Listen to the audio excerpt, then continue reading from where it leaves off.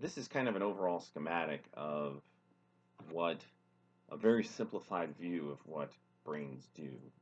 I had a professor in graduate school who basically felt that brains do two things: that they perceive the world, there is sensory input that the brain receives, and then there's some processing of that sensory input. It's relayed against memory templates, and then there's motor output. So our brains control our bodies, and they have to perceive the world. Two big main things. I think that it's a little bit of a simplification, but overall it's actually pretty accurate. There really are two things that we know what brains do and we can measure quite easily, and that is sensory input and the motor output, and the stuff in between is cognition, memory, and all of that stuff, which we will get to. But a lot of what we're going to be focusing on in the first part of the course is the sensory input part, and then in the second part of the course we're going to be looking at motor output. And that will take up about half of the course. Alright, so sensory input. Let's start with the visual system. So this is a very simplified schematic of the visual system, and we will be visiting this over a little bit in a lot more detail in the next lecture, talking about what's happening in the brain. For today, though, we are going to be focusing primarily on what's happening in the eye, because there's an extraordinary amount of complexity within the eye, and a lot of processing of visual information happens directly in the eye itself. But our eyes, obviously, two of them, the left and the right, and they see the world in front of us. And we'll talk about the breakdown of the visual field in the next lecture, but this is a very nice little schematic describing how that visual field passes through the brain. So, about the eye. This is a figure taken from one of the textbooks, and I will be using this from time to time. I tend to use more of the figures from the PERIPHERAL textbook. This is available online for purchase. It's relatively inexpensive. The Bear book, I also use figures from that as well, but I tend to use more of the PERIPHERAL images. But nothing will be tested on that will be in those textbooks that is not included in the lecture. So everything will be in the lectures. The textbooks, though, do provide a nice overview of a lot of the details. And if you look at the syllabus, I refer to the chapters from each textbook that that covers those topics. Not every single textbook covers both topics. Covers all topics very well. In fact, there's some that like one textbook might not cover a topic at all, but the other one will. So you'll see some gaps. Those gaps are because that textbook just doesn't cover that topic. All right. Anyway, back to the eye. So this is a cross section of the eye. So slicing it through the transverse plane. So going from the front of the head towards the back of the head. Okay. And most of the human eye is filled with fluid called vitreous humor. The outside of the let me go through order here. So one of the critical parts as far as the nervous system is concerned is the retina. So that is the only part of the eye that's actually sensitive to light, and that takes in the light information and sends it to the brain. The ciliary body, this encircles the lens. The lens is located here. The ciliary body are these muscles that change the refractive power of the lens. Okay, so the lens is a clear structure filled with a protein called crystalline, and that will focus the light, and you can change the focus looking at objects that are either near or far by having the muscles of the ciliary muscles contract or relax. The iris is the colored portion of the eye, blue eyes, green eyes, brown eyes. But it also has muscles in it, and so you know if you ever see someone's iris, you'll see that it can get bigger or smaller, and that will change. Basically, it's getting bigger or smaller to change the size of the pupil, which controls how much light is getting into the eye. Because the amount of light that is being perceived in the eye will change the processing that is happening within the eye. So yeah, the pupil, when you look at the eye, it appears black, and it can open wider or smaller by changes happening within the iris. The sclera is the white part of the eye. So that's this tough outer white part, and that's the part that you can see that's on the outside of the eye. And if you take an eyeball out, a lot of it's going to look very white, and all of that white part is called the sclera.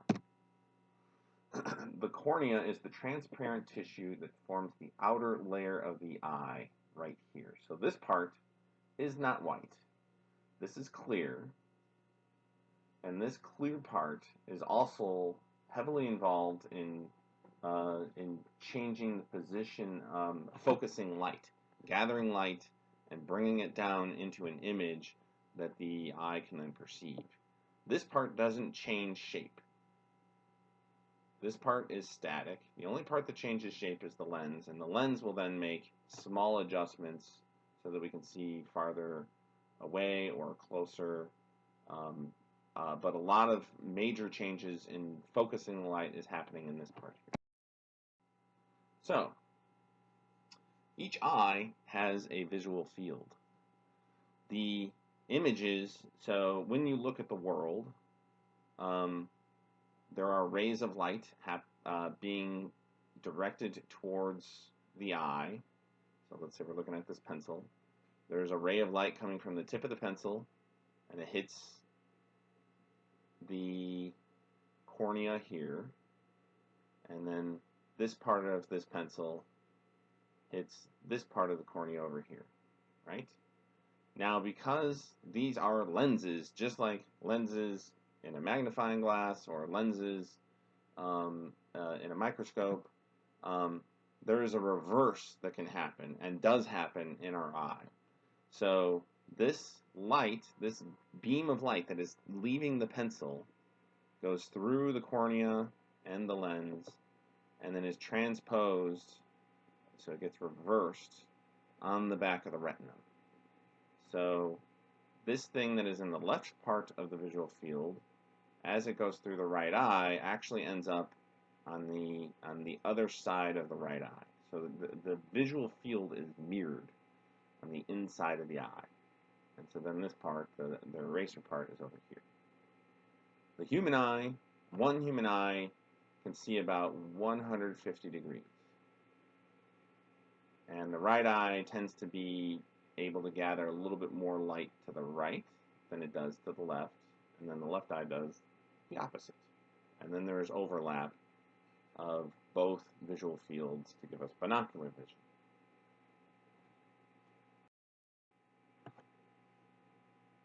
So, a little bit more about the lens. So the lens allows us to see farther, closer.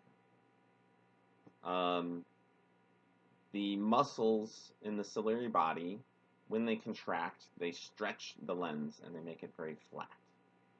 And things that are very, very far, the light will come and hit the eye at an angle, a certain kind of angle that our body will perceive that something is relatively far, using binocular vision, a very interesting mechanism that's too complicated for this class.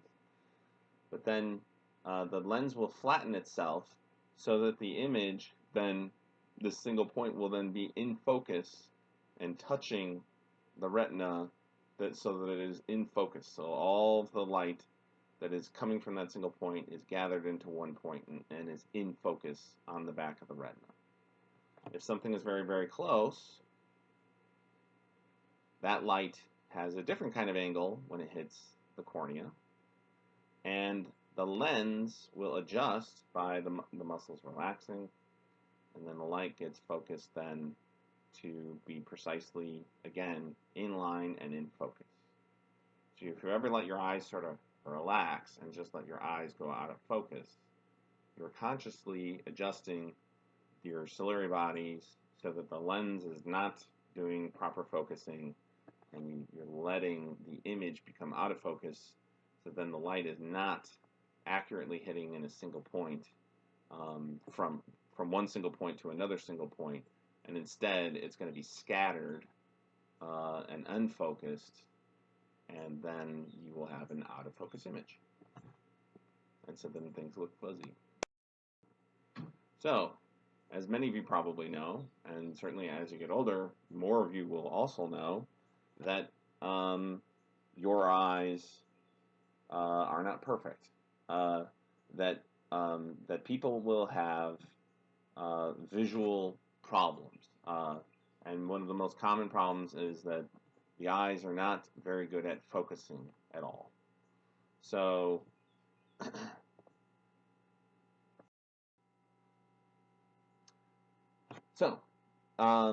many of us have to wear glasses. I have to use glasses. But if you don't, and if you have what's called 20/20 perfect vision, you have what's called emmetropia. So your lens works perfectly, your cornea is the perfect shape, so that any light that hits the cornea and goes through the lens ends up being in perfect focus on the back of your retina. Congratulations, you don't need glasses. But let's say you have a problem with seeing objects that are far. You have then what is called myopia. And so that then means that the image, as it hits the eye, ends up being out of focus when it hits the retina, and that the light is converging inside the eye where there is no retina. This is just the vitreous humor in here. And so, unfortunately then, by the time the light hits the retina, it is now out of focus. And so one way that we can do that is to use concave lenses to allow the light then to be slightly corrected, changing the angle at which it hits the cornea and going through the lens, so that now the image is in focus when it hits the retina. So this is farsightedness or myopia. There's also hyperopia, which is nearsightedness. So hyperopia means that when objects are close, they are out of focus. So a close object then hits the cornea at a certain way, and then the object would be converging on the far side of the eye.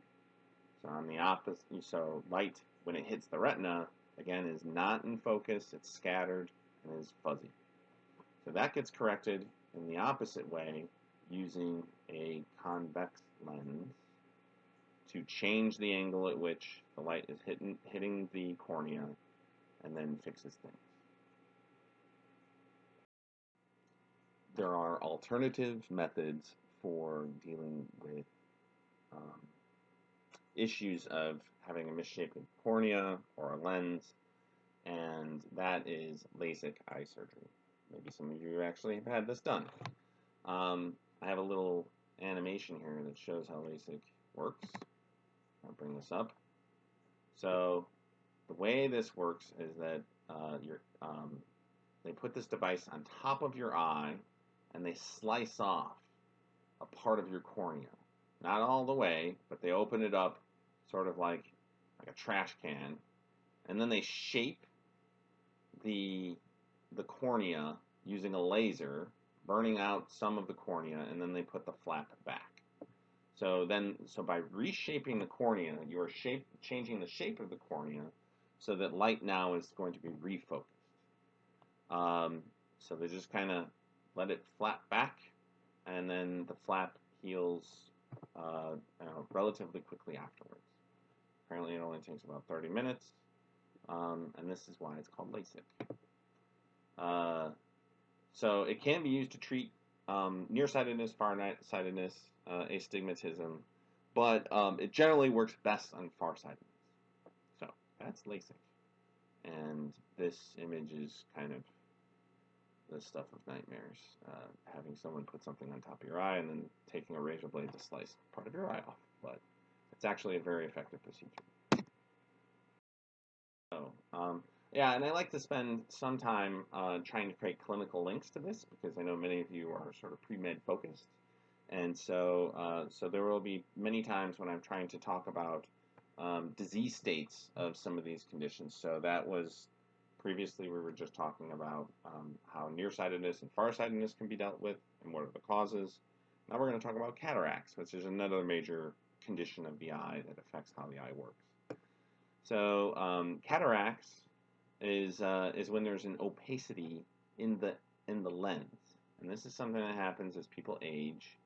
As I mentioned, there are those proteins in there called crystallins, and they can get a little fuzzy. You can get some accumulation of other proteins in there that create a fuzziness within the lens. So, of course, normal eyesight, everything is nice, clean, and clear. But if you have a fuzzy lens that's not perfectly clear, it's cloudy, then all the light that's going through that lens is going to get scattered by those random little proteins that are in there. And so then the scattering makes your image fuzzy as well. So it could be perfectly, the light normally might be perfectly in focus, but if you have a dirty lens or a fuzzy lens, that light is going to scatter. So there are treatments for this, one of which is a laser eye surgery to remove the cloudy lens and replacing it with either an artificial lens or a donation lens. Yeah, so you can actually have that done as well. So that's the physical part of the eye. So right, we've got light in the form of photons, different colors, out in the world. Sometimes it's bright, sometimes it's dark. All of those are physical stimuli, and they have to be brought into the eye and then interpreted by the nervous system. That interpretation happens initially in the retina. So the retina is the place that turns that physical information of photons in the visual field, using the amount of photons, the wavelength of those photons, and then taking that information and turning it into information that the brain can then understand. That interface happens at the retina, and every sensory system has to have that interface, that transposition of physical stimulus into neural stimulus. So the retina is the place where that happens. So what does that look like when you look at the retina? Well, go back here. So here's the retina. Kind of covers the back half of the eye. There is something called the optic disc. So if you were to take a camera and shine a light in there, because you can shine a light through there. In fact, this is something that opticians do to look to see how healthy your retina looks. They can see the back of the eye, and so this is like an actual picture of someone's eye. And there are a few features that you can see. So one is the optic disc. So that is also known as the blind spot. This is where the final cells that take light information from the eye, they send axons all the way on the surface of the retina, and they go down into the optic nerve, and that bundle of axons is called the optic disc. It exists there because there are no, so it's called a blind spot because there are no photoreceptors there. This also happens to be the spot where veins and arteries that feed the retina leave the retina. So another important region is called the macula, and this is the region of the retina that has the highest visual acuity. So acuity meaning like sharpness of the image. You will know that, I'm sure all of you have at least noticed, that your peripheral vision tends to be a bit fuzzy. It's not nearly as clear. And that's because that information is being perceived by the other parts of the retina.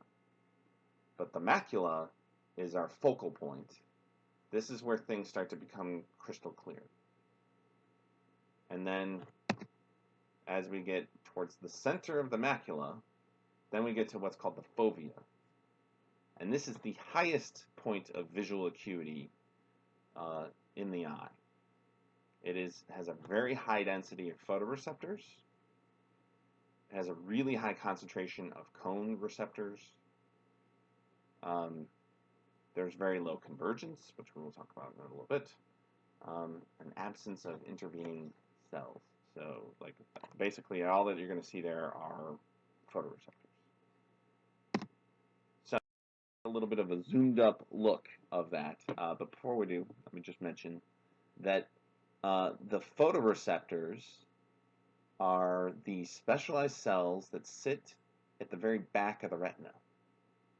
So they are right back on the pigmented epithelium, which is a kind of a pigmented line of cells at the back of the eye. And so then you have the photoreceptors all the way at the back. And then there's a dense network of neurons and other specialized neural-like cells that we will be talking about. And then at the very surface of the eye is a layer of cells called retinal ganglion cells. And these are the outputs of the light information. They gather this information through here, going through this network. So this is the output, and they send axons out on the surface of the eye, going all the way to the optic nerve. And light has to pass through all of this stuff to get to the photoreceptors. So the retina is kind of organized in an inside-out fashion, which is really goofy. So, another cross-sectional look, except we're kind of turned it 90 degrees, going counterclockwise. This is a nice little schematic. So, photoreceptors, they come in two flavors. There are rods and there are cones.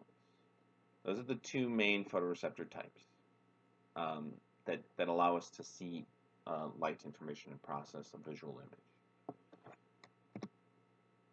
This middle layer includes cells that are called bipolar cells, horizontal cells, and amacrine cells.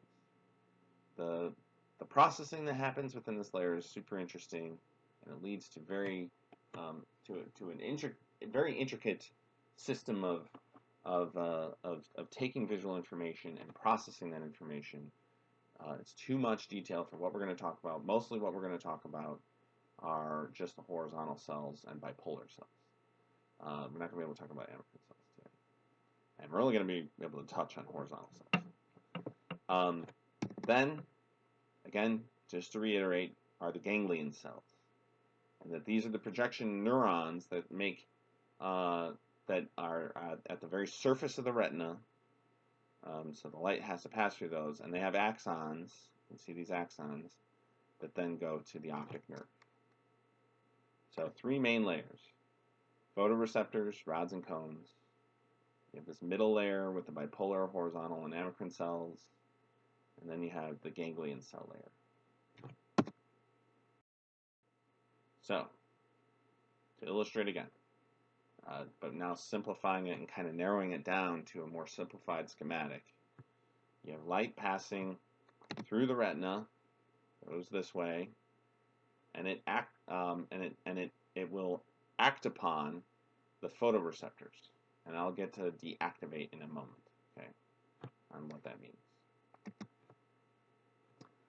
The rods and cones will then have some sort of change. They release neurotransmitters onto horizontal cells, bipolar cells, causing changes in those cells, electrophysiological changes on those cells.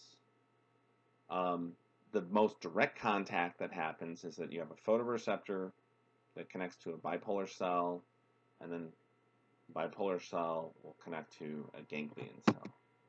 And then, so bipolar cells have neurotransmitters that release then onto ganglion cells. And then those ganglion cells send their axons to the optic nerve, where then that information is sent to the brain, which we will talk about in the next lecture. All right. So, blindness is a major issue. The World Health Organization estimates that there's about 285 million people worldwide that are visually impaired, and not just needing glasses, they have even more serious issues. And 39.8 million of those individuals are blind.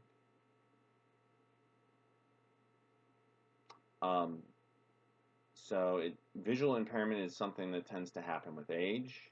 By age 65, 1 in 3 Americans have some form of visual impairing eye disease, such as cataracts, glaucoma, other things.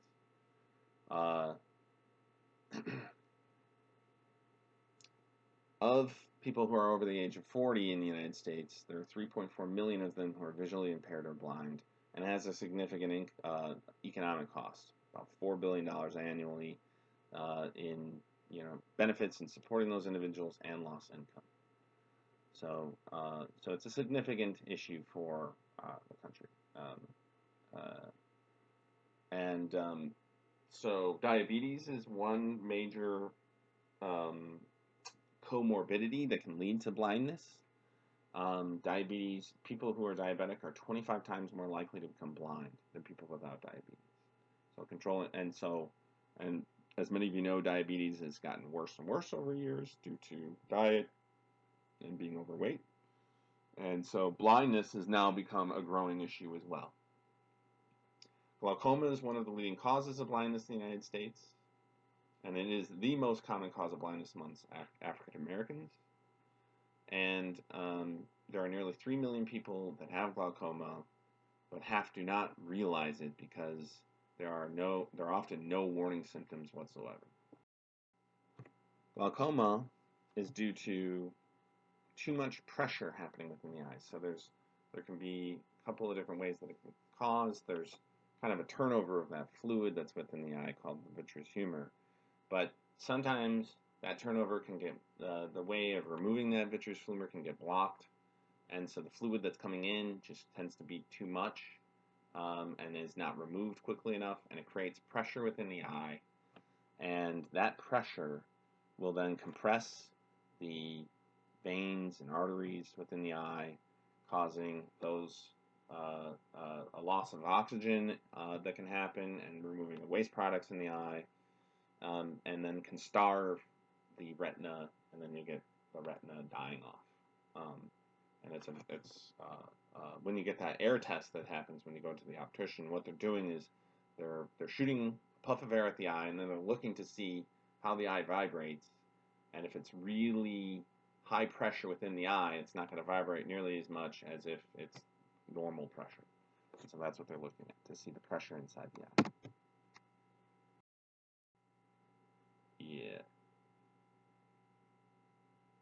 So this is, crap, I forgot about that.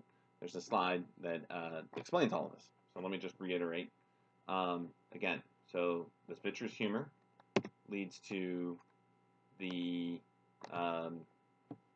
in the healthy eye, you have cells that help change over the vitreous humor, leading to draining the vitreous humor. Stuff will accumulate in there. You have to have ways of getting it out. But if there's too much pressure, it'll cut off the blood supply to the retina and damaging neurons within the eye. And so what this looks like for someone who has glaucoma is that they have, so this is someone with normal vision. Early glaucoma, you might not even notice it. That's what I meant before when people might have glaucoma and they don't even know it, is that there'll be some diminishment of the peripheral vision. That's the parts of the eyes that tend to be most sensitive initially.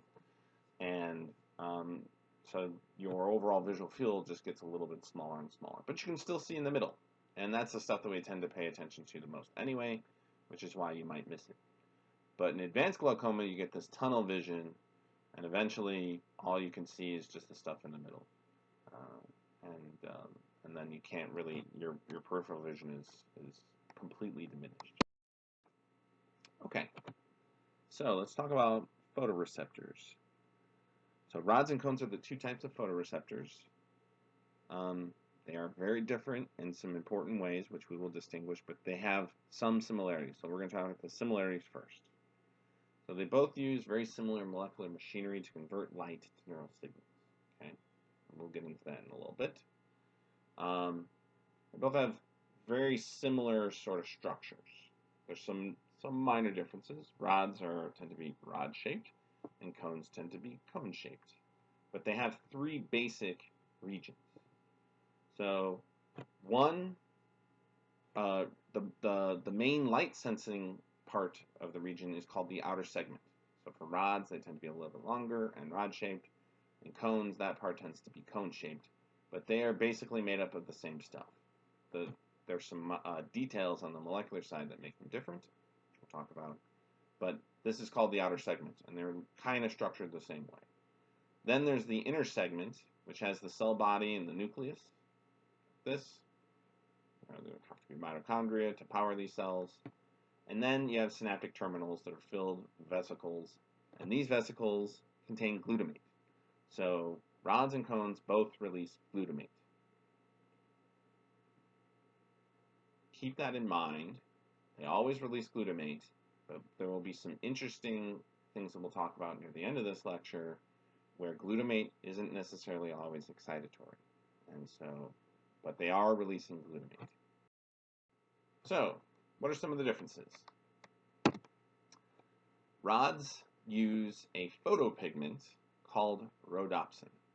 So a photopigment is a molecular structure, it's a protein that is sensitive to photons of light and then will induce a pathway that changes the electrophysiology of the cell. Cones have, each cone will have one of three photopigments called opsins. So we have rhodopsin in rods, rod, opsins, and then opsins are in cones. And there are three different flavors of those opsins in cones. Rods only have one single rhodopsin. Rods are very sensitive to low light conditions. They can pick up as little as one photon of light and induce a change within the cell. Because they have only one type of opsin called photopigment called rhodopsin, rods do not distinguish colors. The rods can only tell amounts of light, and so they help very much so in establishing contrast or the intensity of light. We use our rods primarily at night vision due to low light responsivity.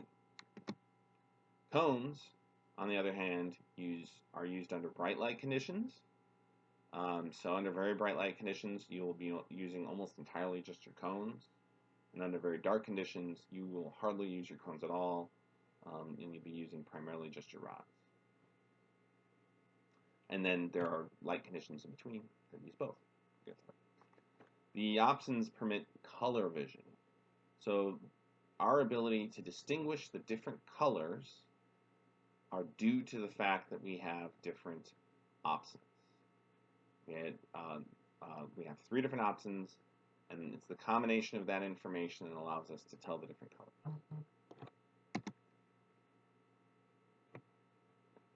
colors. Rods have high level of convergence, which leads to limited spatial resolution. I'll explain that a little bit more in a moment. Cones tend to have very little convergence. There tends to be a 1-to-1 ratio, especially near the fovea, of cones to ganglion cells.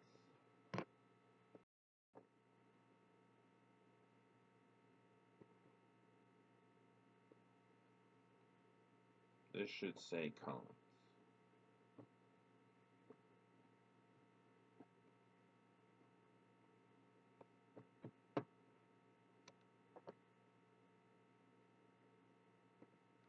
Okay. So cones to ganglion cells is approximately 1-to-1. This gives us very high spatial resolution. So then it becomes necessarily, there are some conditions where people lose the rod function, and then they have difficulty seeing in low levels of light. They also have some trouble with peripheral vision. And people who lose their cone function, so they are about these options, and the road about why. Light comes in the form of photons, and photons have a wavelength. That wavelength determines what color they are on the spectrum. So, spectrum is a rainbow. It goes from violet all the way up to red, and there is a wavelength that we can measure that will be very specific to where it fits within that along the spectrum. So light that is around 400 nanometers in wavelength, that is peak to peak, that's nanometer is very, very short, that will be in the violet or dark blue end of the spectrum. Light that has a very long wavelength, like around 650 or up to 700 nanometers, let's say 650, that is in the red spectrum. Things that are, say, around 555 are in the green spectrum, and blue is around 450 nanometers or so. Okay. So we have three different kinds of opsons that can be found in cones. There are blue cones, green cones, and red cones. So they have different opsons, and each of those opsons is sensitive to a different range of light. They will have a peak sensitivity, which gives us the name of the color, but they will be sensitive to other colors. You can see that this is the absorbance that can be used to stimulate those and induce changes within the opsons. So the blue cones they have a peak at 420 nanometers. Okay, but light that say is around 380 nanometers, which is quite violet, that will stimulate blue cones as well, not nearly as efficiently as 420 nanometers, but it'll do it, which is why we can perceive, say, purple light using our blue cones. Then we have green cones. Their peak is at 534 nanometers, but you can see that there is a range at which they are sensitive. And then we have the red cones, which is sensitive to long wavelengths of light, up to 700, around 680 nanometers or so is kind of where they start to top off. And the peak for that is 564 nanometers. So with the combination of red cones, green cones, and blue cones, that will give us the information that we need to say, oh, I am looking at something that is yellow. So yellow will have like a lot of red, but also a lot of green. Something that is cyan will be kind of relatively low for all of them, but if all of them are being stimulated, then you know you're looking at something that's cyan. If you're looking at something that's violet, it's going to be primarily just blue that's going to be activated and very little of the green and red. So it's that combination that allows us to do that. Now rods, because it's a completely different system, and they have rhodopsin, and that is used to detect only light that's at 498 nanometers. But because rods, because it's kind of a parallel system that's used in the retina, there's nothing to compare it to. So there's either light or there's not for the rhodopsin. And it can't do a combination of, say, like blue to green to tell us, oh, I'm looking at cyan. Instead, it's just a single color that's over a large range, and then it allows us to see light, but without any sort of comparison. Also of note is that the rods, they tend to be very sensitive to the shorter wavelengths, but they tend to drop off at the longer wavelengths. So things that are red and that are relatively dim can be kind of harder to see at night because they're dimmer. Okay. So rods and cones, that like we've been talking about, they operate under distinct light conditions. So we're going a little bit more deeper into these comparisons. Scotopic vision is where low light levels are present. Say when you're out and you only see stars and the moon isn't even out. Even below that tends to be the scotopic vision. You will have no color vision under these conditions. So this is like this is basically like in a dark room with very little light.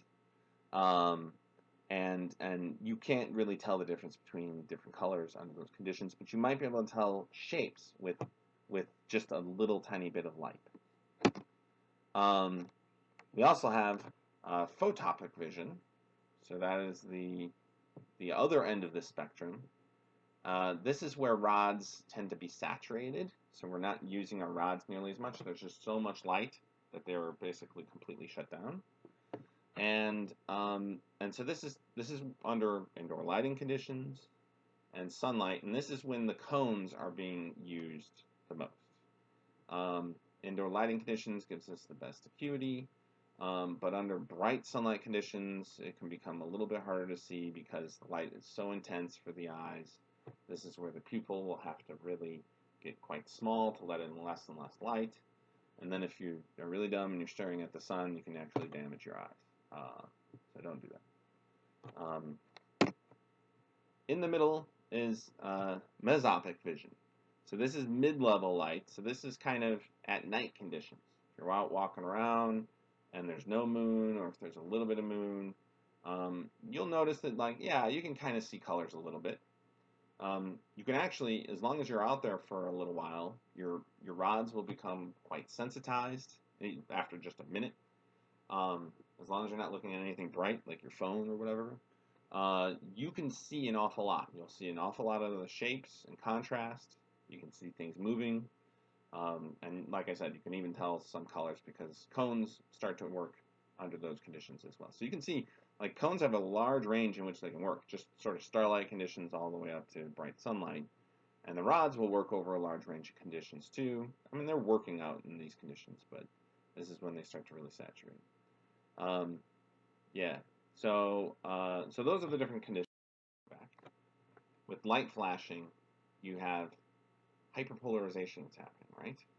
So this is the opposite of what we kind of would think would happen. So when light is hitting these cells, they're becoming arguably less active.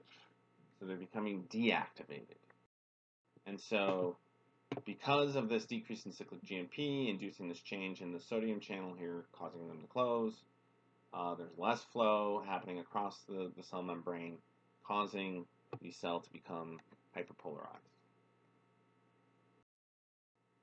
So this becomes somewhat confusing.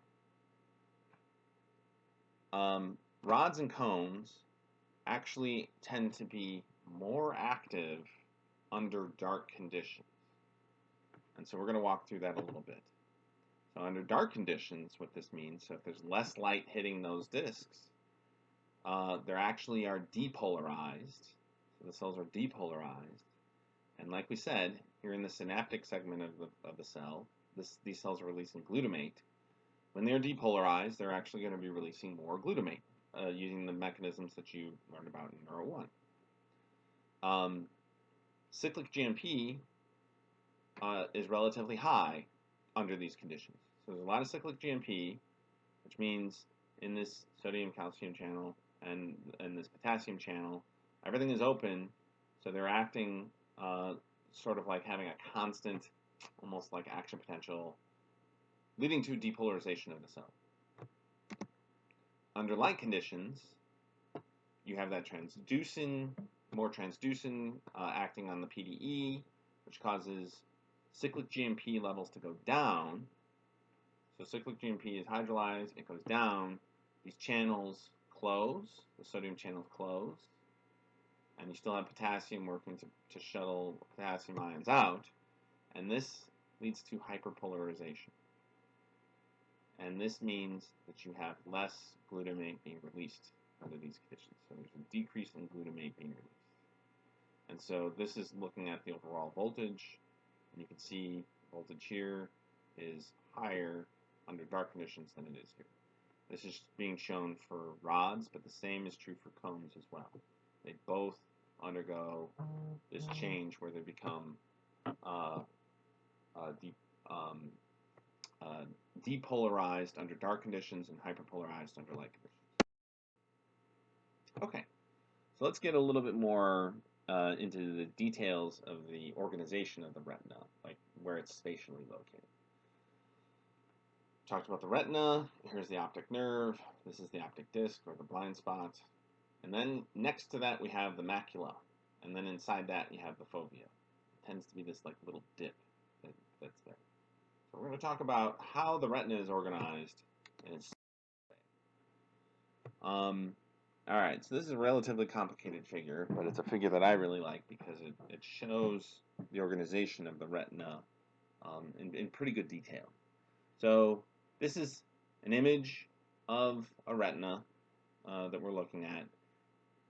And if you were to take a line and go across the retina, going through the macula, through the fovea, and then also through the optic disc, and then to the other side of the retina, you could go along that line, starting here, and look at how many cones and how many rods are located at that spot. So we're going along here, and we're looking at rods and cones, just counting as we get closer and closer and closer to the fovea. Still looking at rods and cones. Then we can go through the fovea, see how many rods and cones are located there, and then we can go through here, still looking at rods and cones, through the optic disc, and then all the way over here, still looking at rods and cones. This is what we would see on this line to show you the distribution of rods and cones as you go across the retina through these important structures, the fovea and the optic disc. So, what you would see is at the very edge of this line, you would see a lot more rods than you would cones. There are some cones, but not a lot of them. And as you get closer and closer to the fovea, your numbers of rods are going up, but your cones really aren't changing all that much. So you're getting more and more rods, so you have better night sensitivity, but also your peripheral vision is getting a little bit better as you get closer. Eventually, once you get to the fovea, something very interesting happens. So we're like around 15 degrees from the fovea, and then all of a sudden the numbers of rods drop off and it goes down to 0 essentially. And when you're in the middle of the fovea, a very, very small range, it's around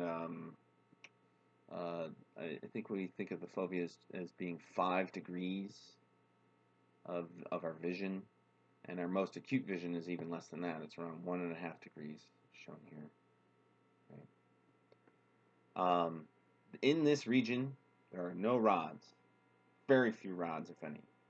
But that's where we see the most cones. So the blue line is the cones, and you can see cones shoot way, way up. So right in the middle of the fovea is where we have the most cones. And then, as we go to the other side of the fovea, the numbers of cones start to go down, and the number of rods start to go up. And then, as we hit the optic disc, get over here, both rods and cones disappear completely. This is why it's called the blind spot, because you cannot see anything inside the blind spot with any great accuracy. Our brain fills in the blind spot using information around it, but we don't actually see anything in it. Then we start to pick up on the other side of the blind spot, just like we would on the other side, with mostly rods and very few cones. So the rods are located on the outside of the retina. All of these are filled with rods, with some cones, but very few cones. But as you get to the fovea, rods drop off like a stone, and that's where you're going to find the highest density of cones. So something very special is happening in the fovea. So let's talk about that a little bit.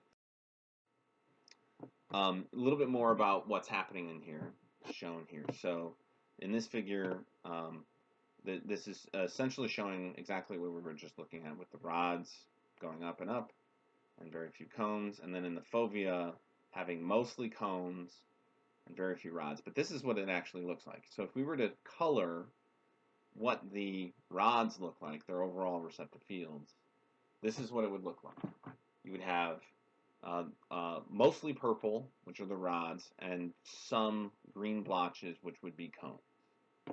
And then as you get closer and closer to the fovea, you start to have more of the retina being cone dominated and less of it being rod dominated.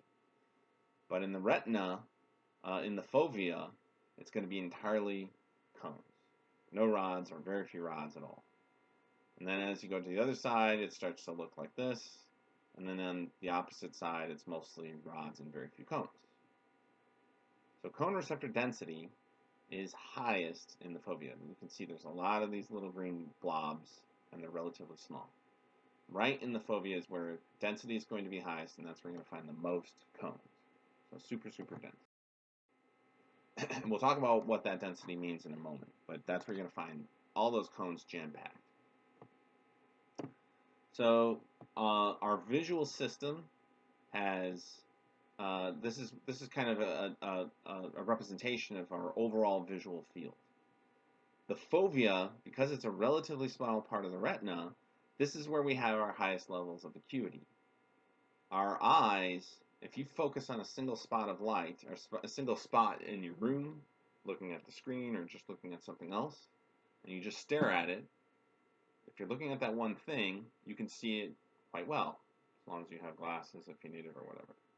You can see all the details. But if you don't move your eyes and you just kind of start thinking about the peripheral vision, you'll see that in your periphery things get fuzzier and fuzzier the farther away you get from where you're looking. And that's because in your visual field, you only have a small part of your visual field that gives you very sharp resolution. So the overall macula represents just 18 degrees out of a 360-degree view, or overall our visual field is around 200 or so degrees of what we can see completely. Only 18 degrees, so that's maybe 10% of what you can see is actually giving you a relatively sharp view. And only 5 degrees, so this is like 2% of your visual field, is like the central fovea. And so very little of your visual field is giving you very sharp visual information at any one time. And that's because we can't just have the whole retina loaded with cones.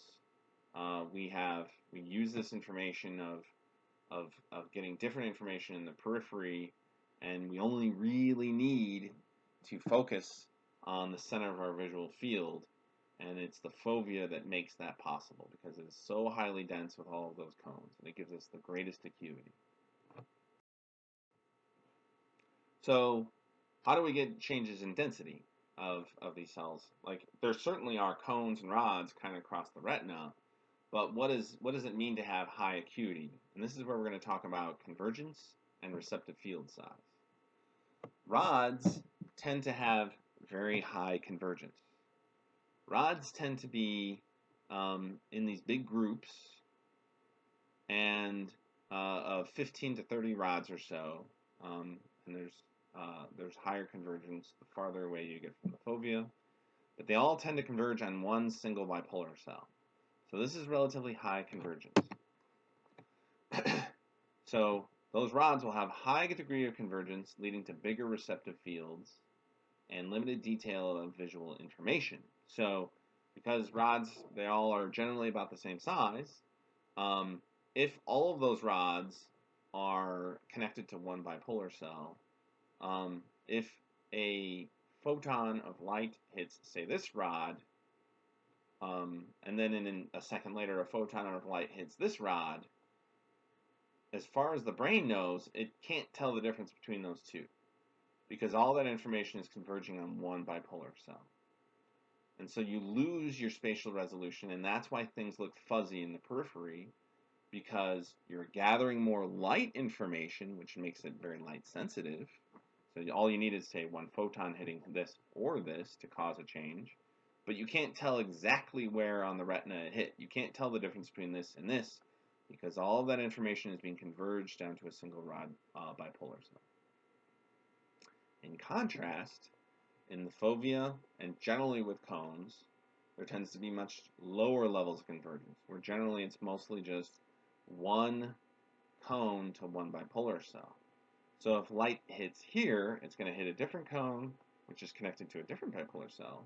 But if light hits here, this cone will be deactivated, leading to a change that causes the bipolar cell below to activate, okay, or deactivate. We'll get to that. This gives you high resolution. This is why you can have very high acuity in the fovea, because cones tend to have very low convergence. And in the fovea, it's entirely just one-to-one. One cone to one bipolar cell. You get a little further away, and especially if you're in the periphery, there are cones there, and they tend to have higher convergence relative to bipolar cells. So, spikes, right? So, or an action potential we refer to as a spike. If we were to measure the activity of an individual ganglion cell, we could shine light onto the retina and look at how it activates. And there are lots of different types of ganglion cells. There's like over, I think now we're up to over 40 different types of ganglion cells. It's at least between 30 and 40. And these ganglion cells will be sensitive to different kinds of light information. We're going to only talk about a handful of ganglion cells, and for right now, we're only going to talk about 2 ganglion cells, which are essentially the simplest to understand. On ganglion cells and off ganglion cells. So what we're going to be talking about right now is what's called an off ganglion cell. I'll explain why we call it an off ganglion cell in a moment. So, we're looking at a patch of retina here. It is light in color because we're shining a bunch of light on it. And we are recording a ganglion cell, and we figured out, okay, this is the center of the receptive field of that ganglion cell. So it's taking in light information from a bunch of different, say, cones in this instance, and that's being converged into one ganglion cell that we're recording from. And when we shine light on it, it starts firing action potentials. So the x-axis here is time, and each line here represents a single action potential. So this is one way of us looking at spike rate. Okay, we're going to see this throughout this class over and over again, so I'm going to spend a little bit of time focusing on this. So this is one way of just representing how active a cell is. You draw a couple of little lines, and each line represents an action potential, and this is happening over time. So this has a relatively low spike rate. Okay, but it's firing. Now, when we shine dark, so we're going to change this light spot, and in the middle, we are going to put a dark. We're going to remove the light of the receptive field. So we take away the light, we turn off the light in the center. Now all of a sudden, this ganglion cell starts firing like crazy. So its firing rate goes way up. So we have a lot of spikes happening in a relatively short period of time. Then, when we turn off what's called the surround for this ganglion cell, it still has a relatively high spike rate compared to if it's just getting all light, but it has gone down a little bit. So there's something interesting happening with the center and the surround, but let's focus on the center first, okay? Okay, so now we're going to be looking at how the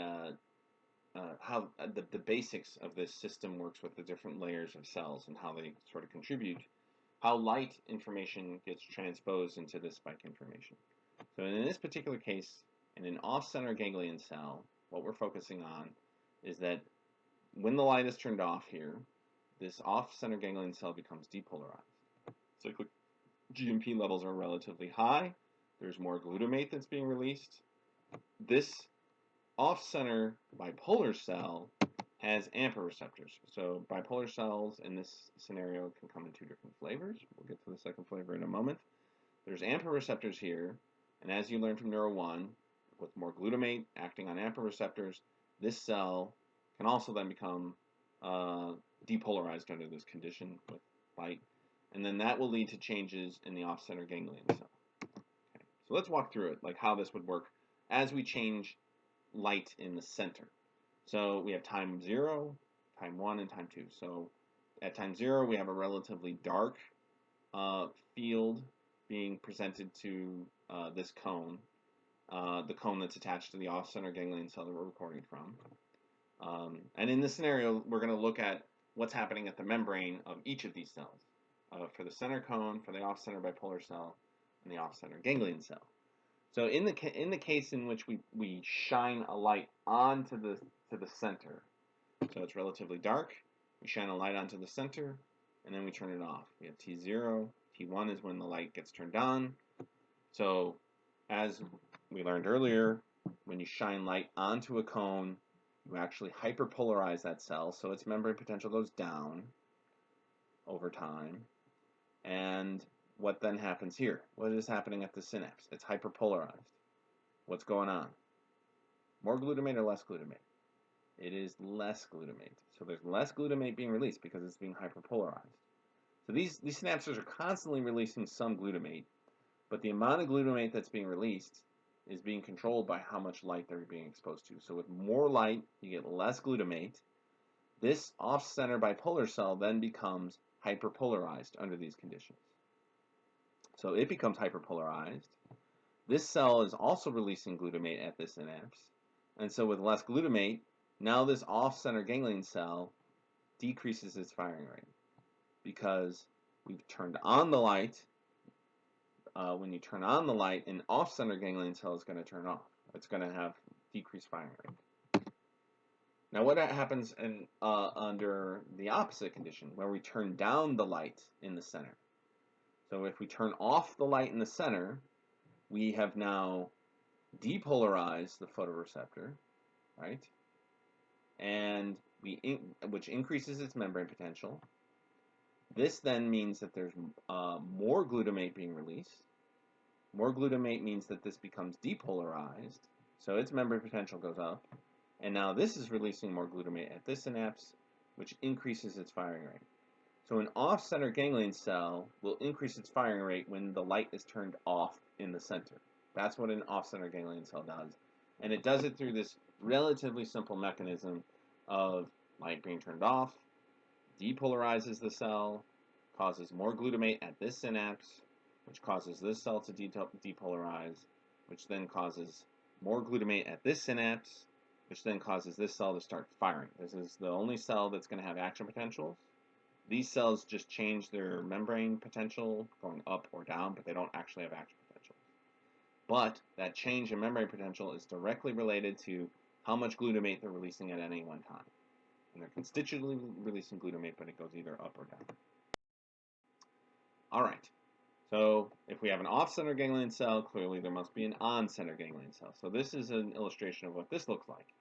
So in a on-center ganglion cell, in this condition we have this cell being exposed to dark, and then we shine a bright spot on it, and then in this cell, like we turn on the center, all of a sudden it starts firing a lot. But as we turn on the surround, it actually goes down a little bit. So let's talk about this part here, turning on the light.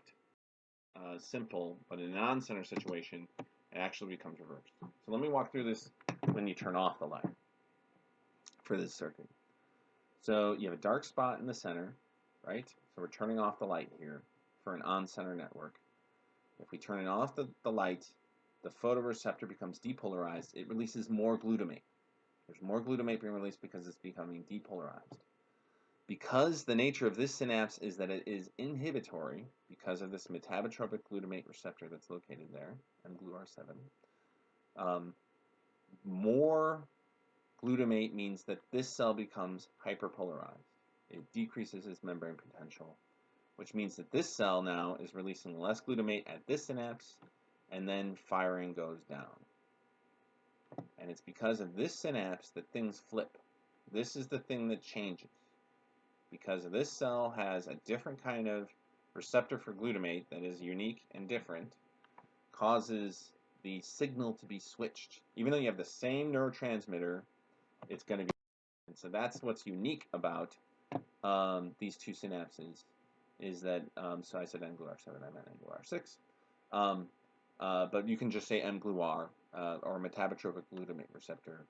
That is what's unique about the on-center and off-center networks. So in an on-center network, you have the metabotropic glutamate receptor, which flips the signal. So you can see this is inhibitory here, negative versus positive.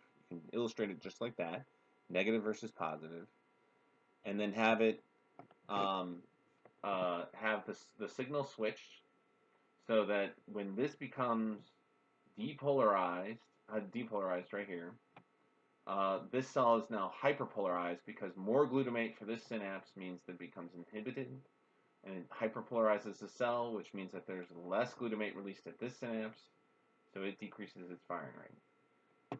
So this means that with the same stimulus, either on or off, you can get the opposite signal happening in the different kinds of ganglion cells.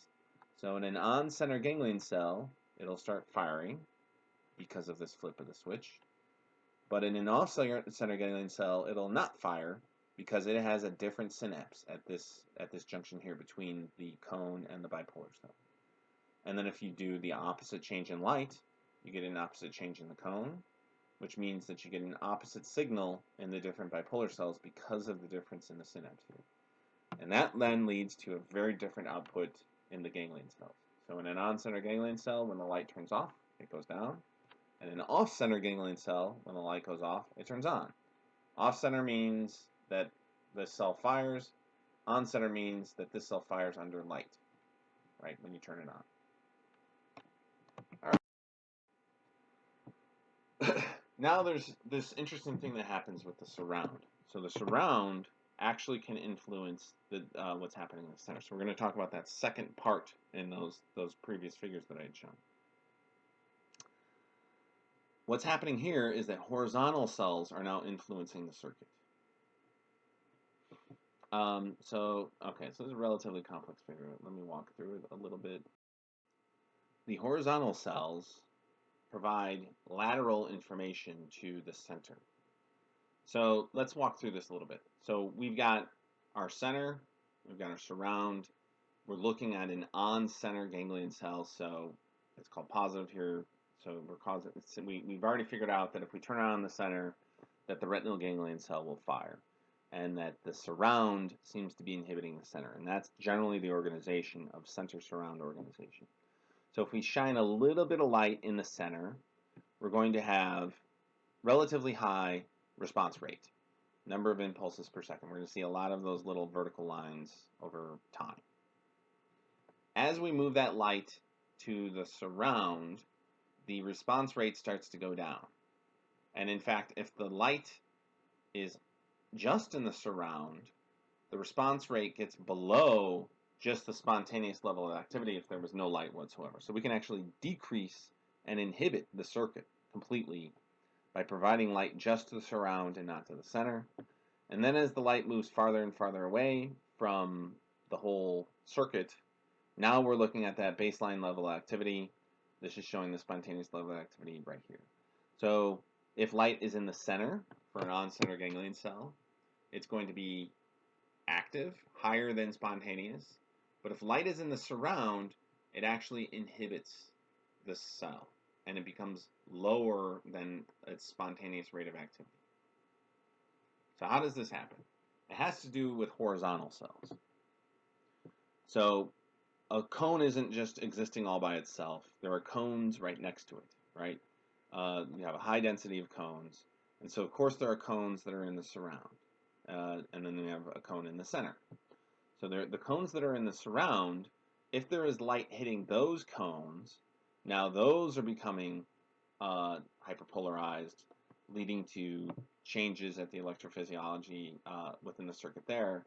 It causes changes happening in horizontal cells. So all of these cones that are in the surround, they have horizontal cells that can inhibit.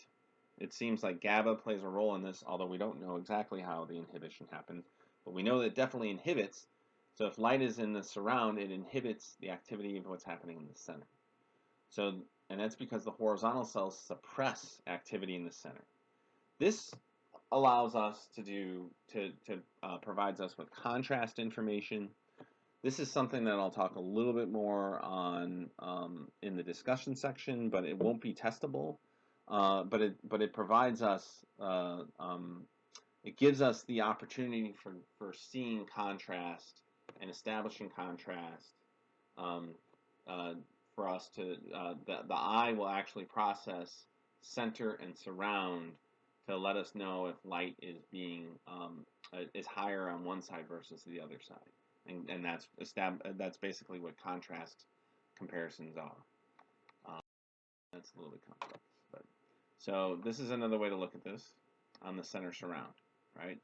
So On a non-center ganglion cell, we shine light in the center. We have, but we only have like a little bit of light just in the middle of the receptive field for this cone, and we have a relatively high rate of activity. Then we expand the light disk to cover the entire receptive field, and this is when we get the most activity in the retinal ganglion cell. So we're really activating the cell.